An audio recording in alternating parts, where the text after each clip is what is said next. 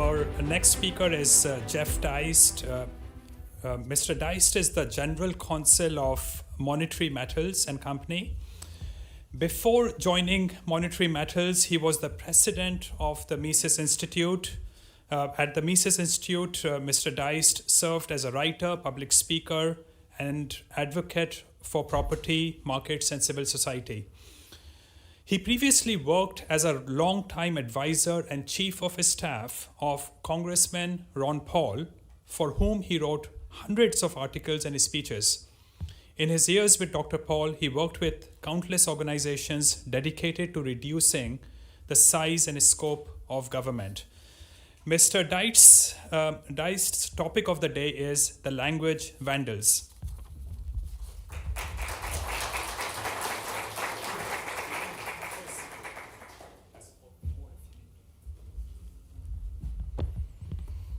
When Giant told me about this conference, which I've attended in the past, I couldn't resist, because not only would I get a chance to see my old friend, Dr. Walter Block, but I would actually get to meet Maxime Bernier, who I've been wanting to meet all this time. And on top of that, the cherry on top of the sundae, I'd get to meet Dr. Amy Wax, whose travails I have been following quite closely, as we shall see later, perhaps during the fireside Q&A.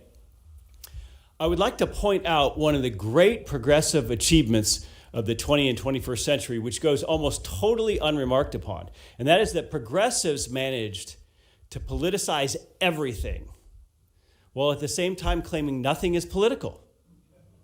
In other words, they politicized everything from race, sex, sexuality, family, work, religion, parenting, relationships, business, even nature. But of course, now they claim adhering to their worldview isn't political. It just makes you a good person, an inclusive person, an anti-racist, an anti-fascist, someone who's concerned with justice. Now, this is a hell of a trick, if you can pull it off. Let me give you an example. There's nothing I love more than a sort of a superficial anecdote which supports my worldview. I go with those all the time. So a year or two ago, I had occasion to email an attorney about a nonprofit board matter. I had dealt with her previously, maybe 5 years earlier, so there had been a long time period between our two communications. And she had changed firms in the interim, and when she responded to me, her email at the bottom of it said, she, her, hers. Now, this didn't alarm me, it didn't surprise me, I didn't stamp my feet and say I'm going to cancel her. She's a very fine person and a very good lawyer. But it just struck me that not only was she not concerned about the possible effect that this might have on, let's say, a client or a potential client, but that her firm itself was A-okay with it. For all I know, her firm required it. So anyone who's been around law school, lawyers, big law firms will know that they tend to run very left of center. This isn't a big surprising thing. I'm sure she was trying to show her support for transgender folks. But what if that email tagline had said, I don't know, what if it had said, respect all life? What if it had said, sic semper tyrannis? What if at the bottom of her email it said, make America great again? You think her firm would be okay with that? No, I don't think they would. As a matter of fact, she would be fired for that. And here's the thing. If I were to go back to her and say, and I won't name her, you know, it kind of strikes me that you had this on your email because no one would ever think you were anything but a woman. No offense. You know, she would say, oh, that's not a political statement, Jeff. I'm just being a good person. And of course, it is a political statement. It absolutely is a political statement to pound these pronouns into us. And so what progressives are so good at is using language to frame the debate. And by framing the debate, you set the rules and you force everyone who doesn't agree with you onto their heels, so they're explaining. And when it comes to politics, which is most of life now, unfortunately, when you're explaining, you're losing. So this is the progressive triumph, and it's nothing new. I shall give you a quote. Language is the perfect instrument of empire. This quote comes from Antonio de Nebria, the bishop of Avila back in 1492. a Spanish bishop. And if you remember, 1492 is a pretty auspicious year. That's the beginning of the Reconquista, when Spain began to kick the Moors out of the Iberian Peninsula. So he knew that language could be just as powerful as the Spanish ships, the fleet, the coins, the Spanish gold and silver coins, and the actual troops themselves that they were using and plundering in the Americas. And of course, the Romans did a pretty good job of imposing Latin across hundreds or thousands of local and regional dialects across Europe and North Africa and even farther east than that. So language is obviously a tool. It's a critical tool for communication. We think of it like a hammer, right? If you see someone stepping off a curb, there's a bus coming, you say, "Look out!" And yes, by your body language and maybe that you're raising your voice, you're communicating, but also those words contain a message. You don't just yell something unintelligible. You say, "Look out," to help them step back from the bus. So it's a tool of communication. But it's much more than that. Language is also the primary tool of cognition. If you talk to linguistics people like Noam Chomsky, they will tell you that how we learn language is the mechanism by how we learn everything in this world, how we perceive everything. When you look at a tree, you are conceptualizing into words this big thing with branches and leaves. You're using words in your mind. You're creating a mental picture using words. So even disciplines like music or mathematics, which have their own language, notes, and numbers, we still conceptualize the ideas for those of us who are native English speakers, basically in English. When we think of points on a plane in geometry, balancing an equation, in algebra, musical notes or scales, we use words to conceptualize all this. So language is a tool, it is a cognitive requirement, but it's more than that. Language is an institution in society.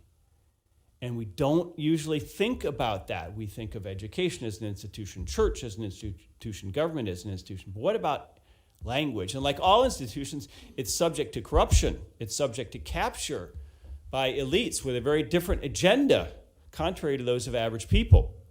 And since language shapes our understanding of all human interactions, I think academics, among other people, ought to pay a little bit more attention to this, because when language becomes politicized, when it becomes managed, when it becomes imposed, when it becomes policed, we ought to notice and we ought to fight back a little bit about this.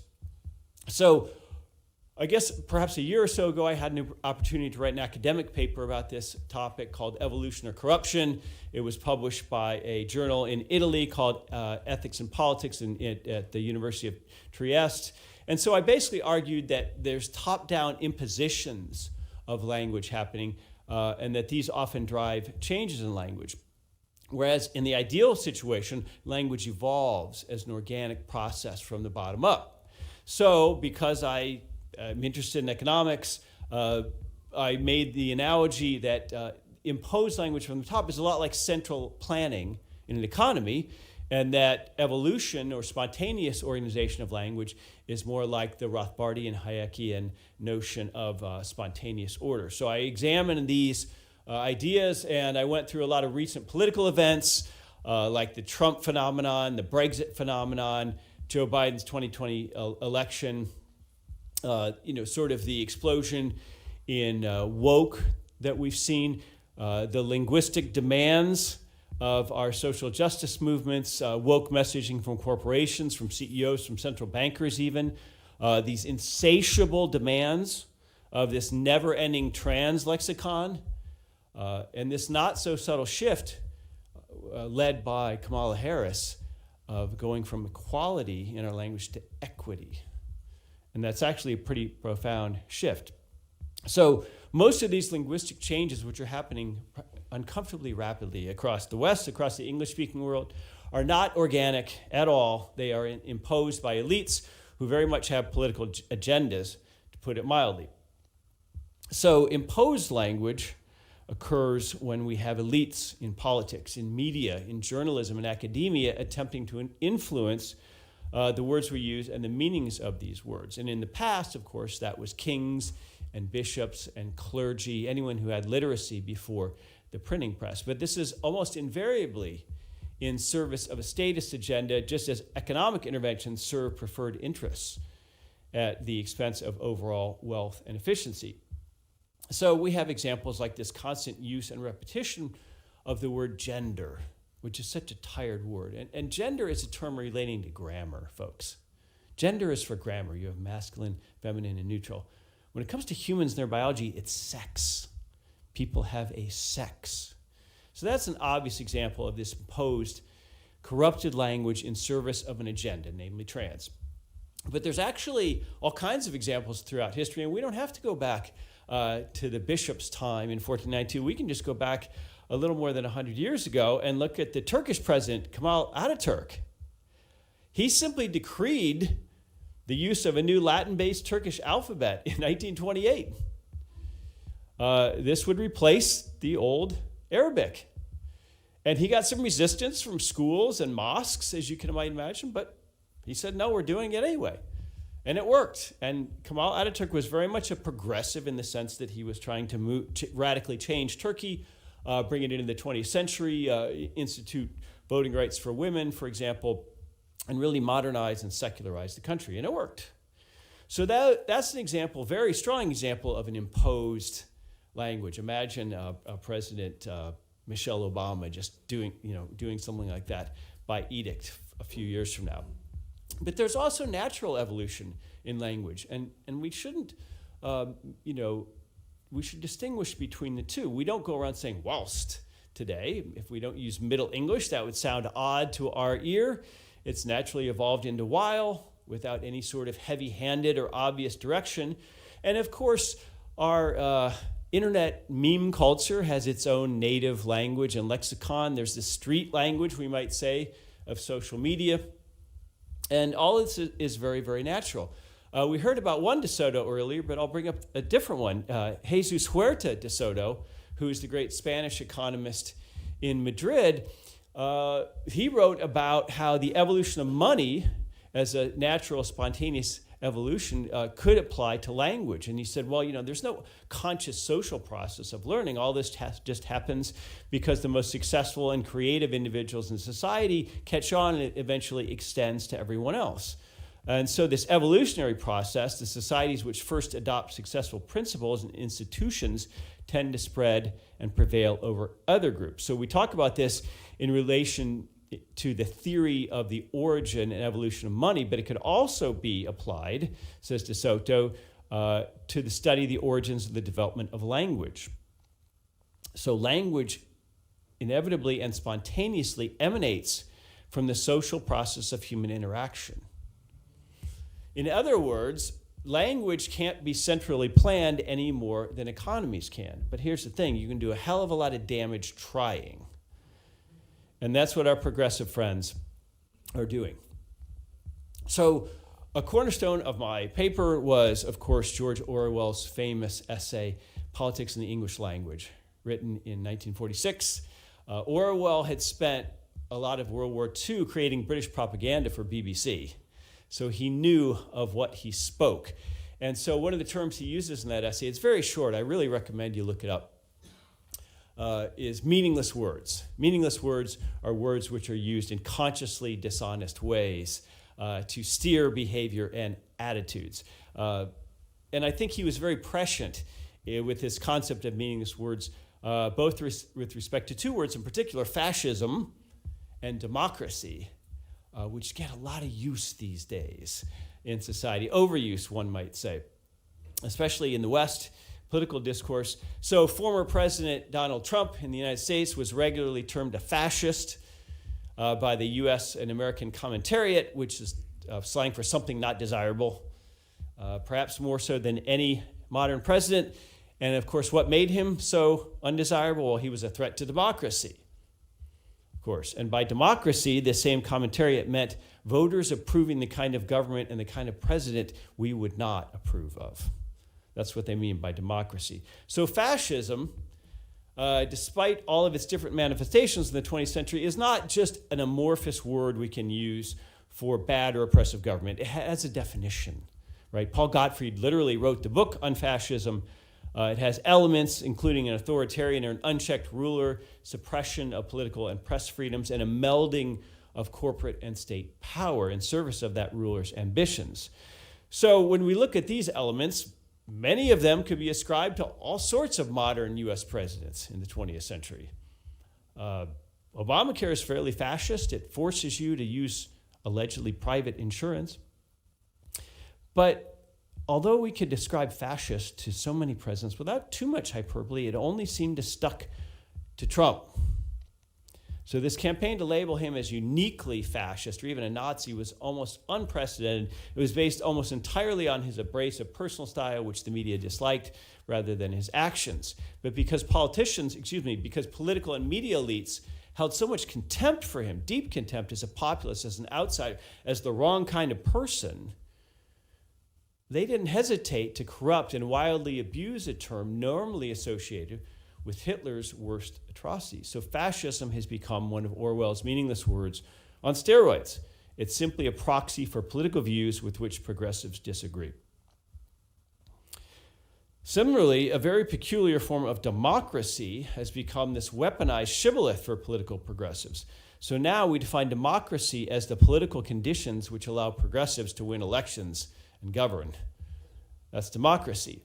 So on the heels of Trump's unexpected 2016 victory, the Washington Post breathlessly and ominously added a new slogan to its masthead: "Democracy dies in darkness." Very nice, alliterative. So the implication was not subtle. Democracy would have been just fine with lots of light shining on it had Hillary Clinton won, the preferred candidate. She was destined to win, destined to become the first female U.S. president, and destined to lead inexorably the progressive American future, a future unburdened by the deplorables. And yet something went terribly, terribly wrong on that election night in 2016. The wrong candidate won, and so democracy died. And suddenly the Electoral College, which is a mechanism very purposely built into the U.S. Constitution as a compromise between election by presidents as a popular vote and giving some say-so to the smaller, more agrarian states, all of a sudden, the Electoral College became this unconscionable evil. And Trump's victory was due solely to this antiquated and anti-democratic system, not to mention, of course, election interference by the Russians. And all these endless references to democracy as a sacred part of American politics, a holy right which was defiled by Trump's victory, was really a remarkable example of the naked corruption of political language in service of a narrative.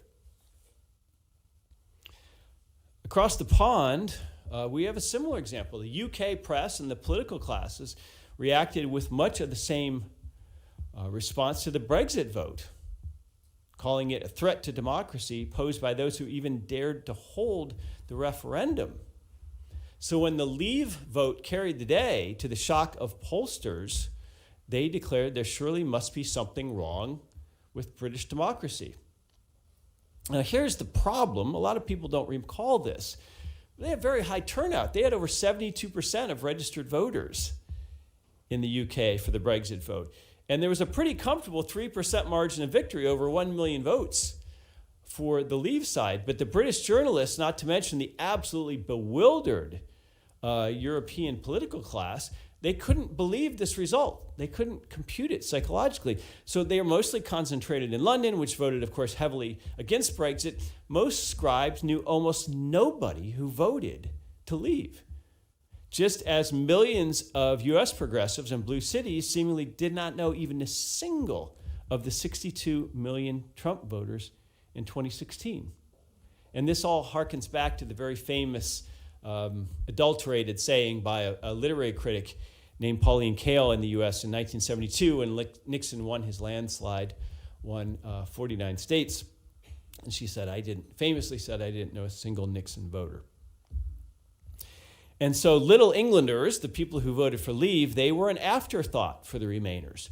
And because the divide was so deep between young and old, urban and rural voters, the psychological shock of the result demanded an explanation. And this shock, much like Hillary Clinton's loss, required a coping mechanism, we might say, for the psychology, since democracy per se can never be blamed or blameworthy, right? We know that. So there was a rush to label Brexit as anti-democratic and blame shadowy tech influences for the outcome. It was simply not possible that a clear majority of Britons wanted out of the EU and voted fair and square to leave. Something more sinister has to be afoot. So rather than scapegoat democracy itself, despite plainly losing a legitimate popular referendum, the media chose to double down and use language in these consciously dishonest ways. That was Orwell's point. So my paper goes on to get into Hayek and his idea of the mirage of social justice and how we can't have collective justice, we can only have individual justice. And I go into a lot of what current media types and political types are trying to impose on us through some of this new stilted language. But the takeaway is that today it appears that this linguistic interventionism, again akin to central planning of an economy, is very much alive and well in the West. So language is an institution, as I mentioned. It's a subset of culture. It's a very important subset, and we can hardly expect progressives to just leave it alone. They're going to try to influence it and steer it as linguistic vandals. They're trying to topple old understandings, plain meanings of words, and leave us all overwhelmed, leave us all demoralized, I might add, by this ever-shifting new terminology. So back in the very quaint, almost unbelievably quaint old days, innocent days of 2015, before Trump, we used to call this progressive impulse political correctness. Remember that term, PC? We don't use that much anymore. So in 2015, I attempted to define PC. I said political correctness is the conscious design manipulation of language intended to change the way people speak, write, think, feel, and act in furtherance of an agenda. That's a mouthful. But it was mostly about language, obviously designed to affect our actions, our attitudes, but primarily about language. Today, of course, PC, the whole concept's obsolete. Just a few years later, it's replaced by this entirely more broad concept of woke, which goes well beyond language. Woke is amorphous, is perhaps so amorphous and so overused by folks on the right, to be fair, that perhaps it runs a risk of being also one of Orwell's meaningless words. But I'll attempt to define it. First, here's what a progressive has to say, using woke as code for the correct left progressive attitudes. This is from The Nation. I'm sure everyone in here has a subscription, right? Woke is defined as being aware of injustice in society, especially but not limited to racism, which doesn't seem anything that most people would be opposed to, especially superhero comics, which would seem to be all about fighting injustice. But I guess welcome to the internet. Notice the self-congratulatory, self-pitying, self-concept of progressives. Well, no, that's distinctly not what woke means. That's self-serving claptrap. They're basically saying all good people, us, are woke, which is really just means caring and empathetic. Who could deny injustice and racism? I'd hate to think what unwoke means, ha, ha, ha.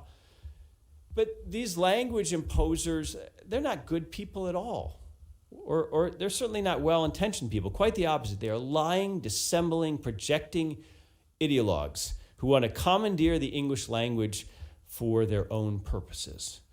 And so woke is the animating force behind today's relentless progressive attempts to impose and corrupt language to advance the whole host of their politicized movement. So here's my attempt to define woke. Woke is a totalizing worldview which applies critical theory, a broad social critique of history, society, and culture, to every facet of human life.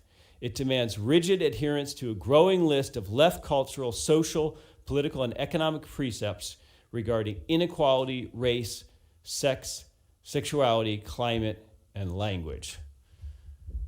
I got to take a breather here. That's even longer than my definition of political correctness. But, it was an academic paper. You got to give me a little leeway.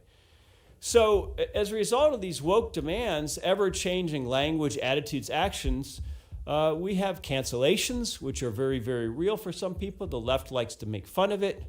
We have deplatforming. We have debanking. We have loss of employment. All these are loom large, and they're giving pause to speakers and writers who have to consider it before they open their mouths or sit down at the keyboard. And thank God we have some people like Professor Amy Wax who are courageous enough to do so anyway. Ultimately, all of this imposed language it's about an attempt to control our actions. The West is today full of examples of this contorted language by politicians, by CEOs, by central bankers, by media figures, advertisers, academics, by elites of every stripe.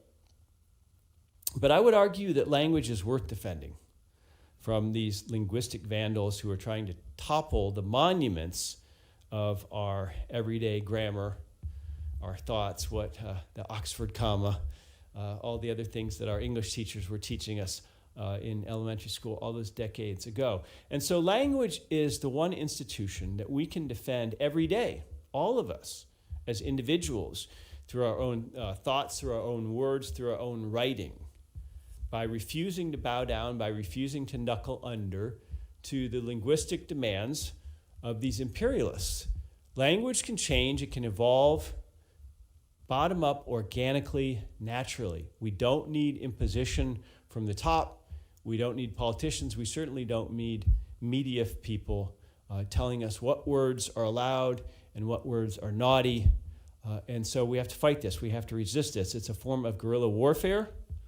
It's being fought every day in the trenches. We're all down there in those trenches, whether we understand it or not. But be sure the left certainly understands it. Thank you very much.